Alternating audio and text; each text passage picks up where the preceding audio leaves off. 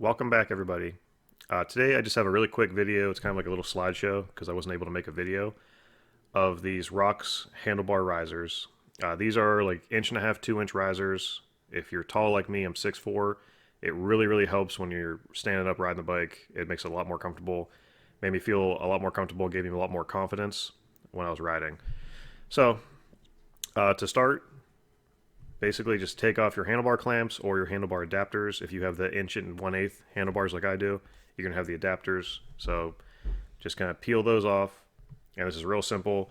These basically clamp into where your factory ones clamp and then raise them up. It's really that simple.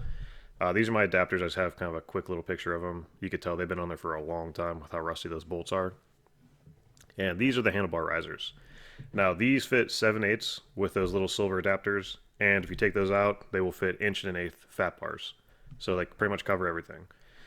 I didn't have my original upper clamps for 7/8 bars, which is what you need. So I kind of popped these off of some other bike I had laying around. Like I said, it's really simple.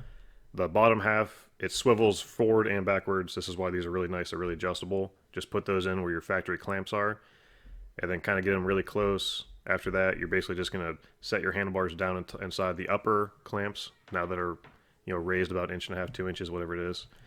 So they're really simple to use, very effective. A lot of the other handlebar risers I looked at, basically they kind of raise your handlebars, but it pulled it more back towards your body, which is a big problem because I don't want that. Because of the way these swivel, you can actually roll these forward and get you back your leg room, room for your arms if you have longer arms because you're taller.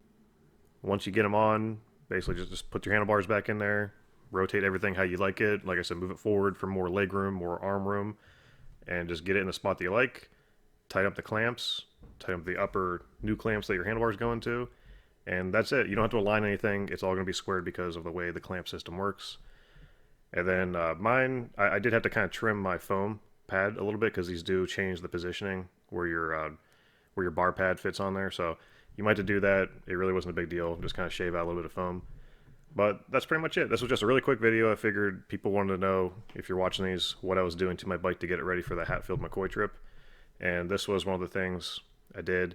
After this, I had to do forks, rebuild my rear suspension, and that was pretty much it.